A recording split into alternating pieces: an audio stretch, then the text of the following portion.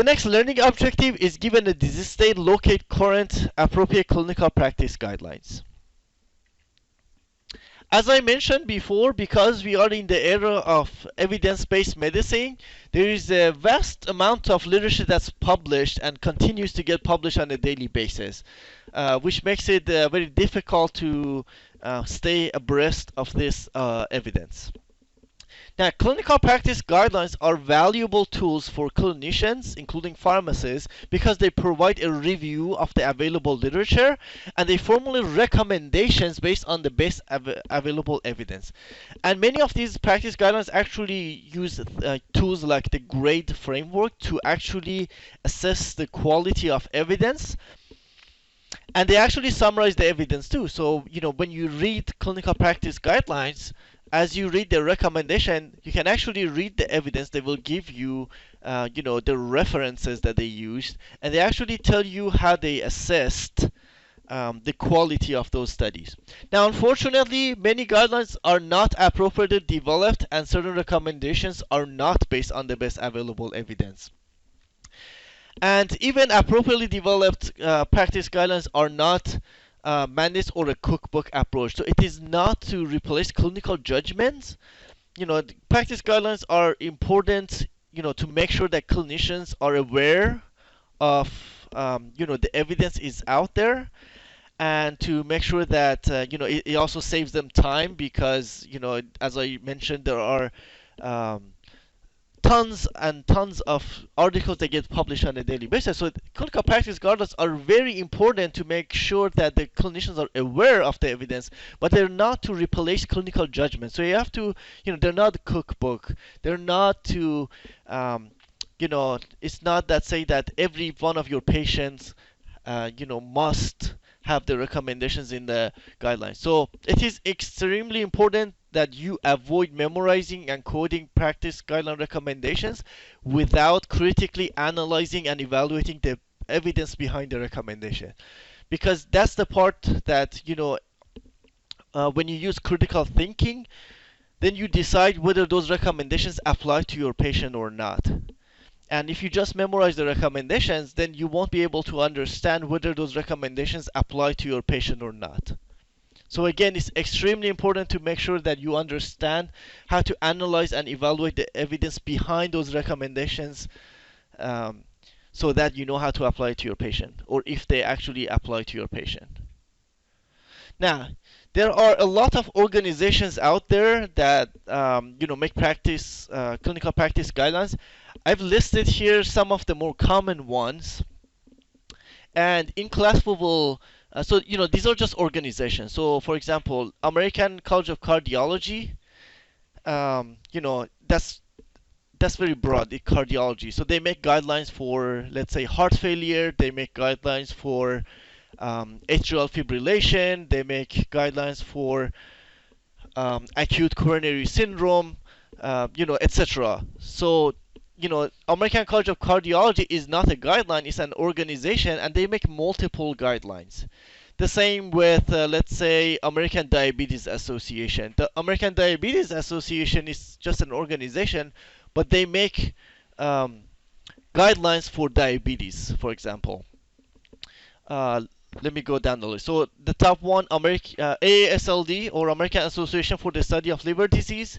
They make guidelines for anything that has to do with the liver. So, for example, cirrhosis, ascites, things like that you haven't learned yet, but you should be aware of the organization. And as you learn disease states that are related to these organizations, you should keep track of those guidelines and understand the evidence behind those recommendations, so that when you go out and practice, you understand where those recommendations come from and what's the evidence behind it.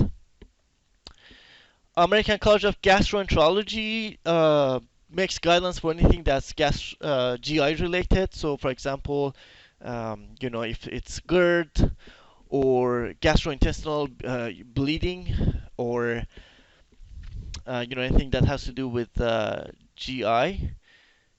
Let's see. The ASPIN guidelines, anything that has to do with nutrition. So if you do TPNs, those are the guidelines to go to. Anything that has to do with thyroid, So hyperthyroidism or hypothyroidism, you will go to American Thyroid Association. The CDC makes guidelines for sexually transmitted infections, immunizations, for example. Department of Health and Human Services makes the guidelines for HIV is the most important one, and opportunistic infections. The gold guideline, the gold. So sometimes the organization and the guideline are called the same. So the gold guidelines are important for COPD. Once you guys learn about COPD, make sure you know where to find gold. And we'll do some activities in class. Anything that has to do with infections is IDSA. Anything with nephrology, so CKD and AKI are the two important ones in nephrology, so that you will have to go to the KDIGO guidelines. Anything to do with oncology, you would go to NCCN. Critical care, SCCM. I know these are not, this list is not comprehensive. I've just listed some of the common ones. There's also, there's a pediatrics organization. There's a psychiatric, American Psychiatric Association. So there are a lot more There's a neurology. Um, there are a lot more organizations, but these are the most common ones. So for example, if you were doing a pediatric rotation, make sure you go to the pediatric guideline. There are a lot of guidelines there. Now you can find the guidelines on either on their websites. So if you go to American Heart Association website, you can find them. You can also find them through PubMed too. And sometimes they're not always available on PubMed. So some of them are considered gray literature. So sometimes for example, the HIV guidelines are actually only available on DHHS website. You will not be able to find them through PubMed, so it's actually considered gray literature if it's not published in PubMed. And let's see, IDSA guidelines you can find on the IDSA website and on PubMed. The same with KDIGO. NCCN, I believe, is only on their websites. You know, so and to find their website, if you just Google the name of the organization, it should take you to their website. And we'll do some activities in class on how to find these. All right. Now let's take a look on PubMed. So if you go to PubMed.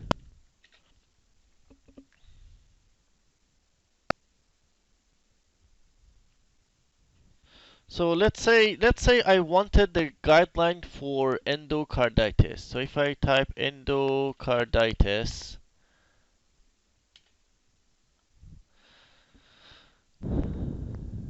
it will give me a lot of results. I can actually play with the filters. So remember, you could do filters. If you customize this and scroll down to let's see, guidelines. So there's one for guidelines. So just click show, and then it will show here. So if you just filter by guideline, now I can see 188. Now the ones that are in brackets, they're not in English. So I want to make sure that I only see the ones in English. So if you do show additional filters and add language, now I can limit it to English. Now it's down to 142. Okay, let's see what we found. Now, these are listed in chronologically. So the latest article that's published is the latest. So if you just read it, it tells you that this is the diagnosis, treatment, and long-term management of Kawasaki disease. So that's not endocarditis. Guidelines on prophylaxis for dental. So now this is talking about prophylaxis. That means preventing uh, an infection. That's not what I'm looking for. Uh, So this doesn't say endocarditis. If you just go for the one that says endocarditis in the title, you can see there's one here for children, and this is published in Circulation. So Circulation is the official guideline, I'm sorry, the official journal for American Heart Association. And the next one, so if you wanted children, there goes the children one, and here's the one for the adults. So you see how easily I just found the guideline by using two filters. And in the top 10 results, I found the guideline for the endocarditis in children and also in adults. So the adults one is, I practice adults medicine, so it took me to the Pubmed page for um, endocarditis guideline. Now the way you find it, and again, this is index for Medline, so this has also mesh terms attached to it. Let's see. Okay. And then in order to get it, you basically click on the link out to the journal. So when you click it, it will take you to the American Heart Association journal. So as I mentioned, Circulation. This is Circulation. And you can, I think I clicked on the wrong thing. Let's go back. So once it takes you to the Circulation, now sometimes articles are not free on Circulation, sometimes they are. It just depends. This one, when you click the PDF, now this happens to be free. So I just found the guideline um, for infective endocarditis, which this one is actually endorsed by the Infectious Diseases Society of America. So you can see this is a guideline from American Heart Association, and it's endorsed by IDSA. And then you can, go through the guidelines. So it's 52 pages. Now, let's say if this was not free, the way you could get it through the library is, if you, instead of just going to Pubmed, if you go to the Pubmed through the library, so if you go to library guides, go to libguides.llu.edu/pharmacy. So when you go there, it has this is a very nice guide from our librarians that's made for pharmacy students and faculty. So what you want from here is that you want to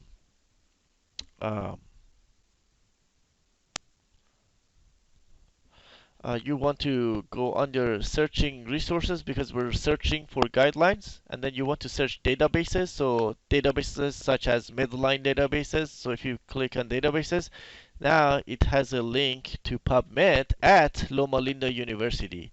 So instead of just going to PubMed, if you just go through here, then you get access to all the journals that Loma Linda University pays for. So you don't have to pay for it. And it also gives you instructions here. I'll let you read the instructions on your own. I'm just going to click on Go to PubMed.